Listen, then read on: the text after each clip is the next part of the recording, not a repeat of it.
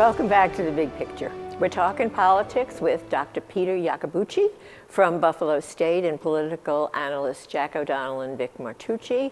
You know what? We forgot to talk a little bit about the Congress.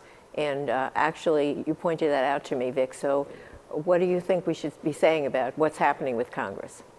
Yeah, well, I think going into the into Election Day, the conventional wisdom was that the Democrats were in a good position to take control of the Senate, and that doesn't look like it's going to happen. No. You know, there are still outstanding races to be called, but it looks like the best case scenario for them is they pick up a net 2 seats, and the Republicans hold a 51-49 advantage in the Senate. And that's important to Republicans, particularly if Vice President Biden wins the presidential election. The real stunner for me is, as of this morning, as of right now, the Republicans have picked up a net gain of 5 seats in the House of Representatives. That could grow to as much as 8 to 10 seats when all the votes are counted. I didn't see that coming. I don't know if Jack or the professor saw that coming. And that's significant and there's a very slight chance, if we end up with a tie in the Electoral College for the presidential race, the decision on the presidency gets thrown to the House of Representatives, and it's determined by state congressional caucuses. And going into the election, the Republicans control 26 of those state congressional caucuses. So there's a lot of intrigue. And to your point earlier, Professor, there's a lot more dips and bumps in the roller coaster ride to come, I think. What do you think about that? Yeah, I think the losses by the Democrats in the House are probably, to me, the most surprising thing. The Senate, you know, I was telling people it was a 50-50 shot in my opinion, and it really, you know, if it ended up 50-50, it depended who won the presidency. But the House, for the Democrats to be losing seats in the House is quite remarkable, and it points to there was a clear flaw in their campaign strategy, because this is not something that just happened in one race or 2 races. As was just noted, we're talking a half dozen up to close to a dozen races that the Democrats thought they would have. They clearly thought that they were going to be adding seats, not subtracting seats. So, you know, the Democratic message overall was not well received yesterday. I think that's a clear sign from the election. Uh-oh, Jack. I mean, and the other big thing about the Senate that a lot of us here were watching was that if the Democrats were able to pull that out, it would have meant Majority Leader Chuck Schumer from New York. And I don't think people quite grasp what that could have meant for the state, but looks to be slipping away. Yes. People were talking about that before, that, you know, what would happen to Schumer if all of this happened, but it didn't. You asked, and we've got to ask them, has anybody ever seen a presidential race, or no, an election night with so many ups and downs like we just saw? Well, you know, we had the ups and downs of 2000, but that was through the recount process that I remember, where, you know, you had, you know, votes were coming in from several counties within Florida, and it would bounce around, and it would bouncing up to the U.S. Supreme Court and the Florida Supreme Court. This is on the night of election that it was clear in the first several hours that polls were closing and the results were coming in. It looked pretty good for Biden. And I had friends that went to sleep early, and they said, we're good. And I'm texting them at 2 a.m. saying, wake back up. You're not going to be happy when you wake up. But then as you turned, and the results, especially when they started coming in from the upper Midwest, from Wisconsin, and then to a lesser extent from Michigan, well, wait a minute, it's starting looking better for Biden. And Biden held on, it appears to be holding on in Arizona, and possibly also Nevada. And that's, you know, I don't remember a presidential election with that roller coaster the way we saw it last night and into the morning this morning. This was my first question that I forgot to ask you from the very beginning. All of this had to do, almost all of what we're talking about is because of the early voting and the mail-in voting.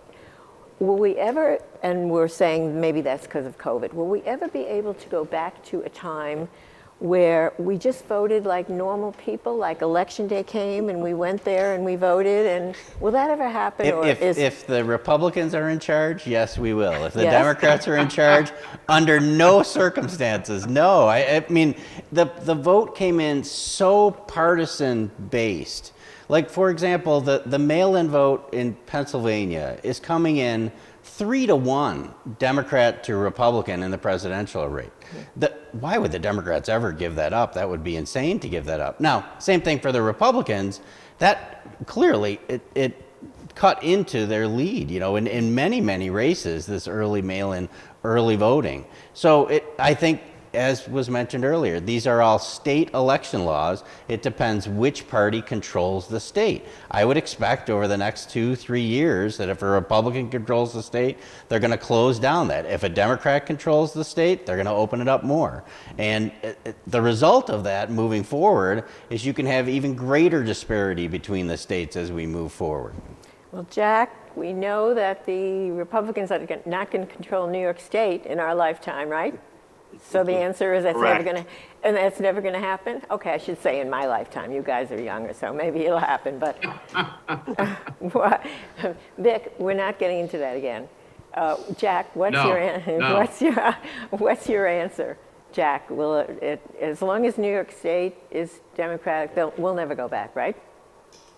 It's not going to change for a generation. And I think even though Democrats did not appear in the state Senate, it does not appear that they met their goal of having a 2/3 majority. They're coming up to a redistricting process, and they're going to gain even more seats.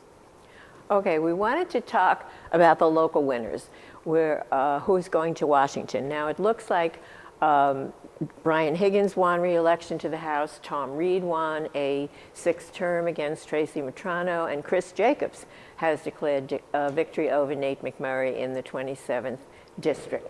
So Vic, what do you think about that? What's your reaction?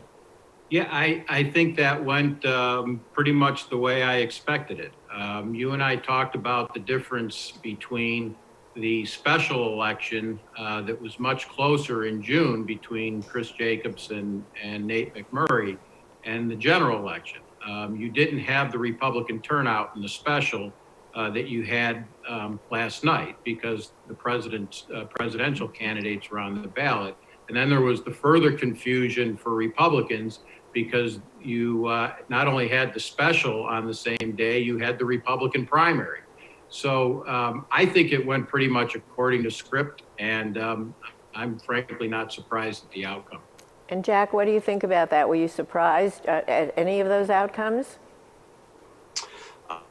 No, I'm with Vic. I think we kind of expected all of those incumbents to coast to re-election, and they all look like they're in good shape.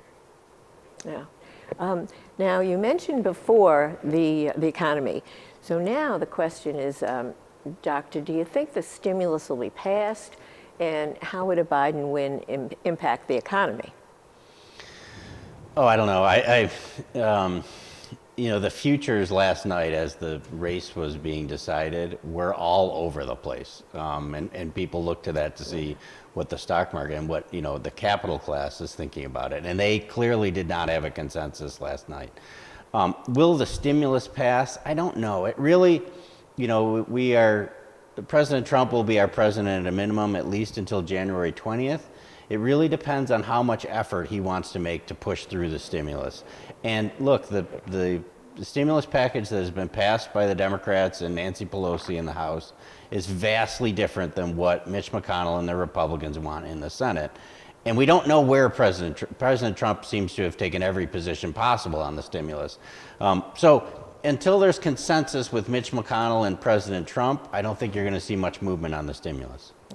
And that brings us back, as we were talking before, about the economy and what effect it had on the election. Vic, if Biden wins, what kind of president are we going to see Trump become for the rest of his term? What do you think he'll do, if anything? Why are you laughing? Just because I think he's going to be Trump, and it's going to be emotionally exhausting until January 20th. I really believe that. if I separate policy from personality and leadership style as a Republican, I like a lot of what he accomplished in his 4-year term. But to me, and this is where I part company with a lot of my Republican friends, the president is much more than that. He or she is much more than policy. Leadership and bringing the country together and trying to achieve consensus is a critical part of being president. And in my opinion, President Trump failed on those key metrics. And I know a lot of Republicans struggle with that. They like the policy. They were very frustrated with the leadership style. Jack, what's going to happen? What do you think he's going to do? It's going to be a wild ride. But I think it in some ways maybe has less to do with the president in terms of whether there's going to be a stimulus. I don't see Mitch McConnell and the Senate ready to do those things. And I think their allegiance to President Trump, it will be immensely diminished if he loses this race. And so I think for most things, other than the president on Twitter and what he may be saying or announcing or claiming, I think we're really going to be waiting for governing until January 20th. And nobody's going to take away the Twitter between now and then, right? That's the consensus. They should. No, not after all this time.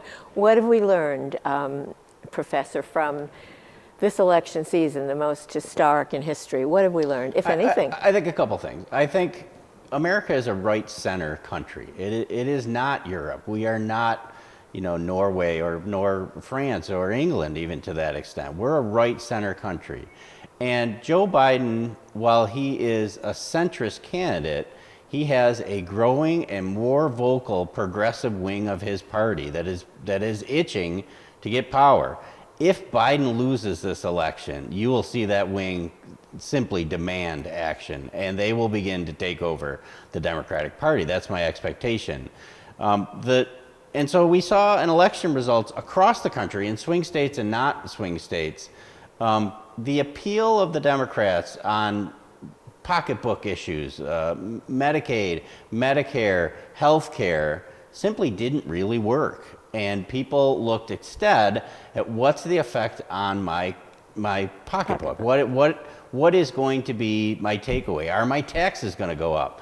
And that is not a winning argument for Democrats. And so I think what we saw yesterday is a reaffirmation that America is a right-center place. We also saw the idea that most people ignore policy. Character and personality is what they're looking for.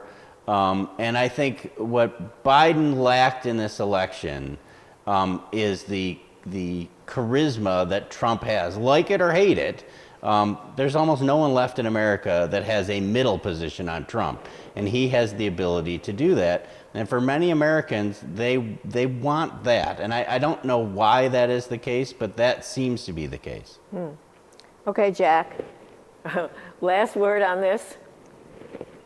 I think we've learned or been reminded that America is a divided country. We really have a lot of Democrats, a lot of Republicans, right? We've got cities and rural areas and the suburbs kind of going back and forth in between. But I think the country remains very divided. But the good thing is the founders provided for that.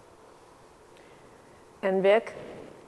Yeah, anything? I'll leave on an upbeat note. Regardless of what the outcome of the presidential election is, our democratic republic, the United States, is a winner with the highest turnout of eligible voters since the 1900 presidential election.